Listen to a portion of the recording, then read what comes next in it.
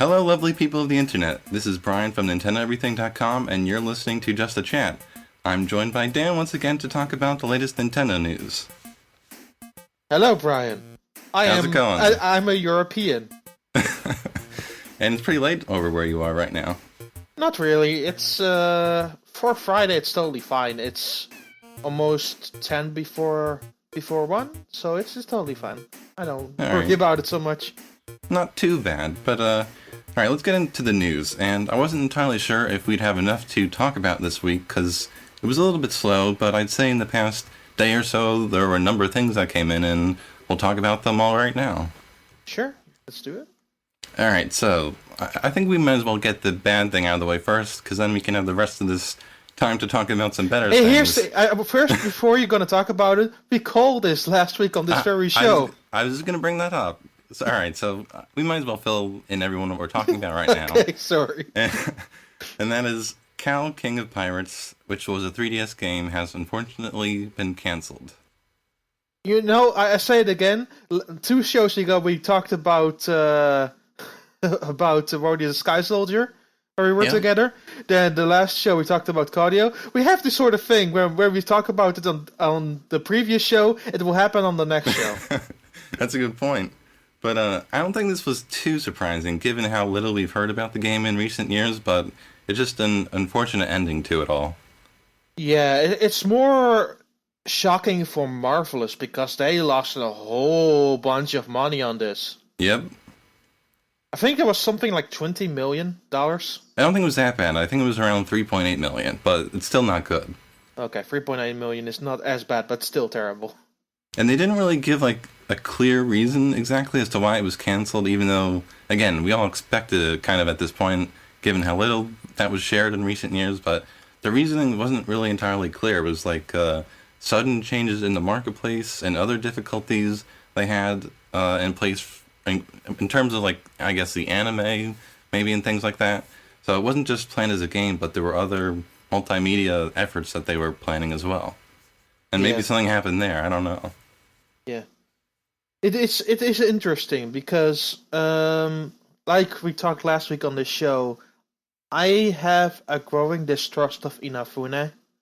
I feel that he's handling Mighty Number 9 not to the best of his possible abilities.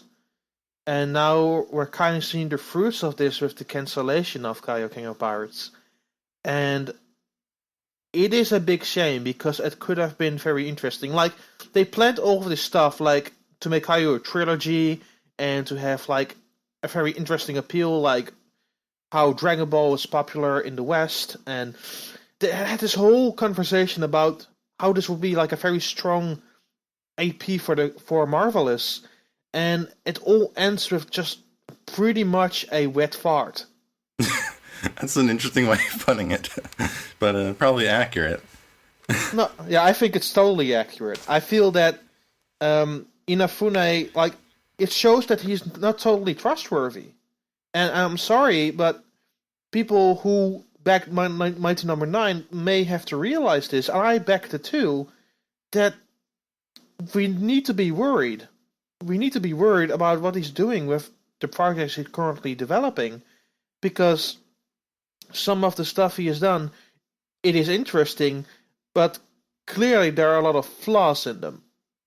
The only thing I want... Oh, keep going. No, your turn. Sorry. Alright, no, it's alright, but I'm just wondering how much of this actually falls on to Marvelous, because they were the publisher when all is said and done. I know, but at the same time, they spend a lot of money, I think, on the development cycle, or at least for concept to create a video game. And when your company doesn't deliver on making said video game, that is sort of a problem. Yeah, definitely. It's not a good situation.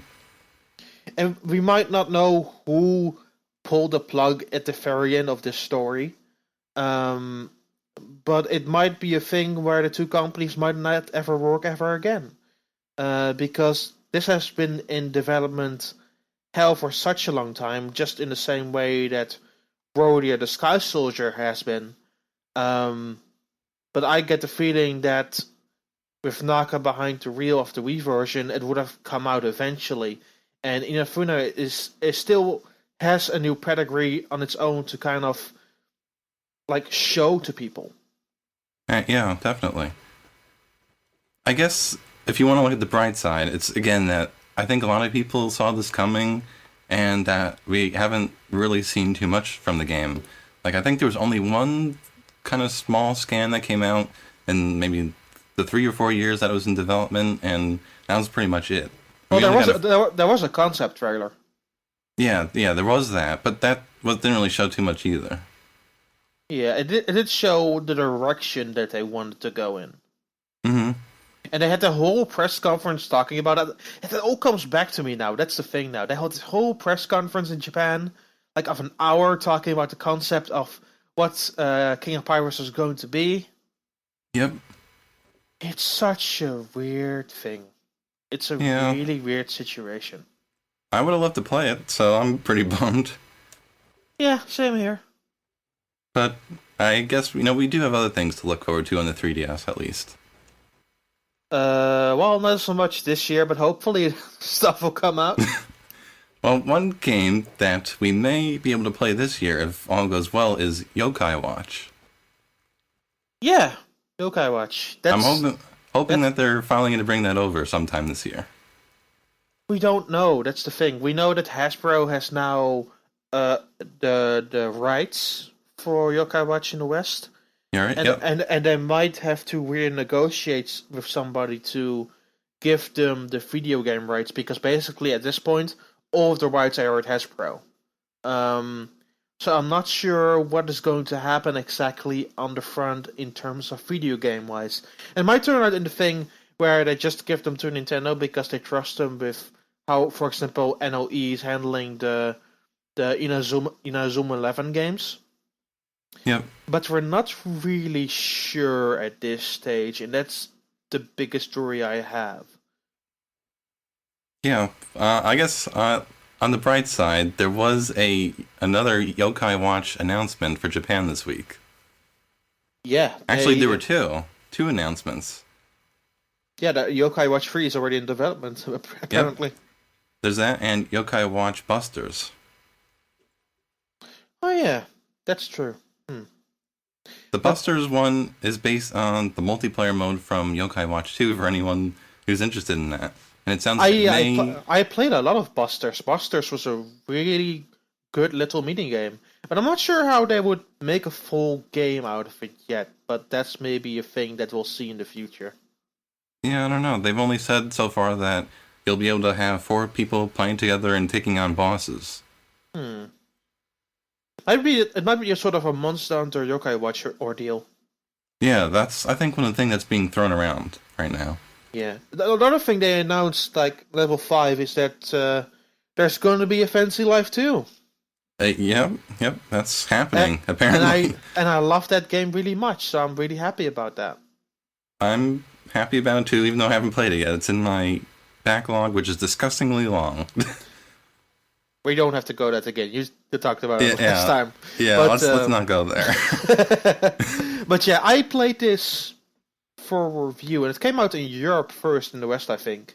Yeah, a month earlier than North America. And I loved that game, though the main campaign was way too short. But it became kind of lengthy when you wanted to do all of the quests and play with 3 other people. But yeah, it was a good game in the end. That's good. It's also interesting to see that they kind of, because I just talked about Inazuma 11, it's interesting that I think they kind of moved on from that. Yeah. Because it was mostly, a few years ago, it was mostly Layton and Inazuma. Yep, that's true. I feel like they kind of... Yeah, sorry. Go ahead. I just feel like they've kind of run that franchise into the ground a bit. Yeah, it's interesting. Well, it's still going strong here in Europe. Like, even here, in a small country, which is the Netherlands, like, the anime runs every single day. So the franchise is now going strong in Europe, only now. And with those 3DS games coming out, and which are pretty much the better ones of the entire series, it might just reach a peak here right now. But it's interesting to see how they will move that forward if there's no new content from Japan to bring over. Yeah. And with Layton, we still have Layton 7, but they haven't talked that for in a very long time. They showed it at one of their Vision events. I think it was like a year or two ago. A year ago. A year ago. Yeah. And apparently we are going to hear more about that at this year's Vision event, which is taking place next month. Yeah. So they're going to be showing that. They're going to be showing the Yokai Watch games, I'm sure. Fantasy Life 2, obviously. And they're also going to be talking about some sort of new next-generation major cross-media project. So that's supposed to be kind of like Yokai Watch. It's going to be the next big thing. Or at least they're hoping it will be. Yeah. They also seem to forget about the console version of Wonderflick. I was thinking about that just today, actually. I was wondering what was going on with that. Because it was supposed to come to Wii U. Yeah, it was scheduled for a bunch of platforms. Wii U, Xbox One, PlayStation 4. I think also PlayStation Vita, but I'm not sure about that. But That might be possible. Yeah, but they never talked about it since the mobile version came out. Yeah, that was another thing that just kind of dropped off the radar. It was that and Layton 7, which just haven't been talked about at all. We might hear about it at this year's Vision. I kind of hope so. Because the silence, especially on the products that Level-5 produces lately, is kind of stressing. Because I don't believe they have released a project in a little while now. That's interesting. Because the only things that have really come out are the projects that have been localized by Nintendo. Right. So who knows? We'll see what happens. Yep, so we're going to be hearing about a bunch of projects at that Level 5 event soon. And I'm very curious to see if they've changed Layton 7's direction at all, because it was not well received, if I'm remembering correctly. Yep. We'll see. Yeah, I don't know. We will see. That's going to happen on April 7th. It's a bit less than a month from now, yeah. Yep. And of course, we will be covering that on the site. So if you're interested in any of these games that we talked about just now, we will definitely be covering them. All right, so let's talk about another good piece of news since we've moved on from the disappointing start, and that is MPD data, because it brought along some very good news from Nintendo. Majora's Mask 3D was the top-selling game in the US during February, and that's pretty darn good. And Monster Hunter 4 Ultimate also made the list at number 10. And we know that Majora's Mask sold almost 400,000 units, and Monster Hunter 4 Ultimate sold almost 300,000 units. So both of those are doing very well. I'm really surprised with how well Monster Hunter did. I am too, yeah. And I'm happy about that, because Monster Hunter 4 is amazing. That's the best version that they've released so far of that game. And I love that game to bits. Not even joking. And it's... And I just hope that it continues to sell. That is my issue. Yeah, I feel like it was a smart move for Nintendo and Capcom to kind of team up and promote it along with the new 3DS launch. Yeah. I feel like that definitely helped a bit. I wonder how it did in Europe, because I'm not sure about that specifically. Because usually the data comes out a bit later. Yep. And it's also per country, so that makes it also way more difficult. Yeah, definitely. One thing about both of these games is that we know Majora's Mask is now the fastest-selling Zelda game in terms of handheld releases in U.S. history, so that's a pretty big deal. Yeah, it is very interesting, because there are many more original Zeldas that came out on the various handhelds. Yep. And this one is basically a remake of the sequel to Ocarina of Time, which is very interesting to see that being the fastest selling. But I approve. I like that game. Yeah, you would almost think Ocarina would be the better of the two in terms of sales, but I guess it makes sense because Ocarina just came out right around the 3DS launch. So basically the install base wasn't that big back then. Yeah, I know that many people picked up a 3DS when that game came out, though, so... Yeah, that's true. In terms of Monster Hunter 4 Ultimate, that is now Capcom's fastest-selling title on the 3DS, which I do think that makes sense. Yeah, that makes total sense. I can't recall any games that would have sold as quickly. like you could make a case for Resident Evil Revelations, but even with how much Nintendo pushed that game, I don't think it would have made as much of a splash if people weren't talking about it after launch. Yep. And I know for a fact that Street Fighter 4 3D Edition is still selling. Yeah, that's true. But that only sold over a long period of time. Mm-hmm. All right, talking about the 3DS family as a whole, all of Nintendo's 3DS systems, which obviously means the new 3DS XL and their 3DS and everything basically, they combined to sell nearly 400,000 units in the US. So 3DS sales are up, which I guess makes sense given that the new 3DS XL just launched, but it sounds like it's doing very well. Yeah. Yep. Wii U is on. Say about that. Yeah. And Wii U's doing okay too. It's up a little bit. Hardware sales are up 20% over the same time in last year. So that's doing a little bit better as well. Yeah, but a little bit better I don't think is necessarily enough. Yeah, but it's better than nothing, and we like to talk about good things sometimes. So yeah. Smash Brothers. Oh, all right. Keep going.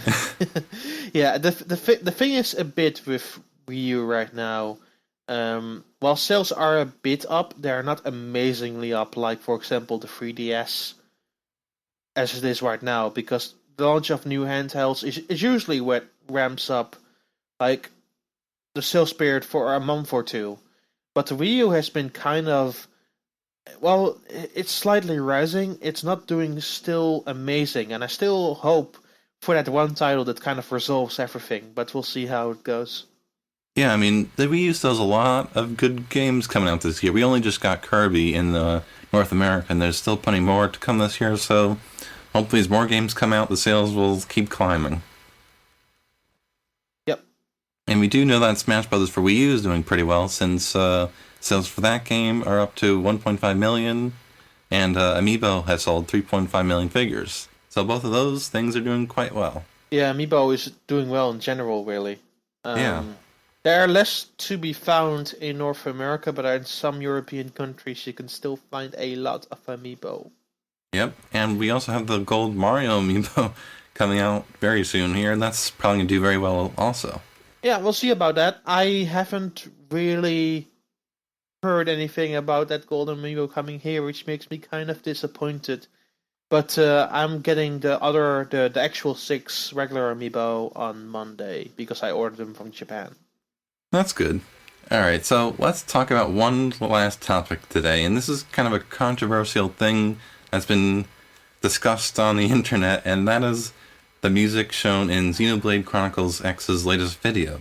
And basically, Monolith Soft put out a battle video on the official website, and there was some music going over it, and it seems like not everyone is entirely loving what they've heard.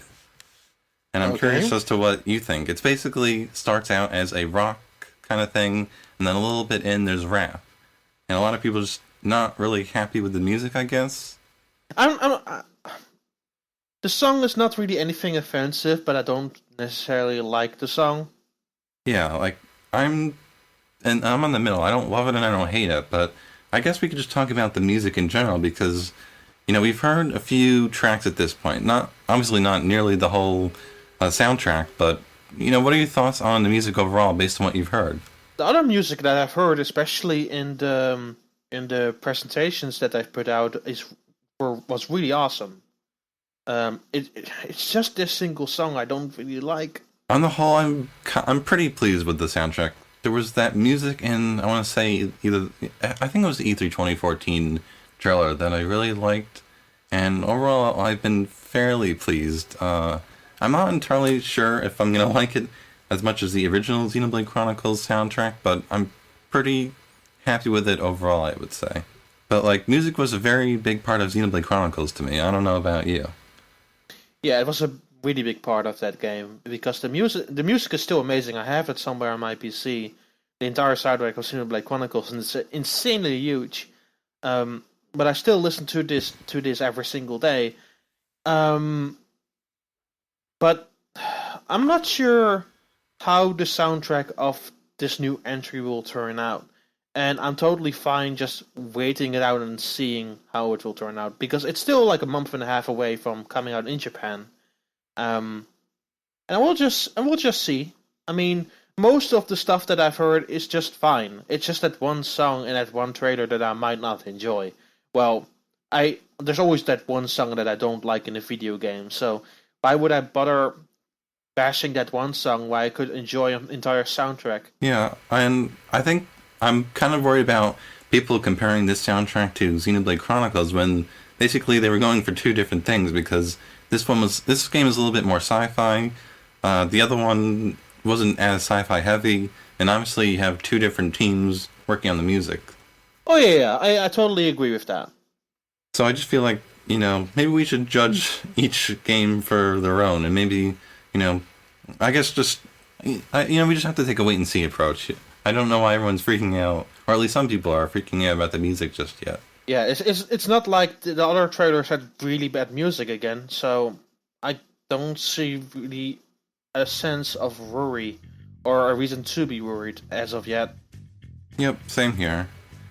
Alright, so I think we are going to close out this Just a Chat, but if you liked anything you had to say, leave a comment, subscribe, and check out NintendoEverything.com. We will talk to you next time. And follow me. Follow Dan on Twitter.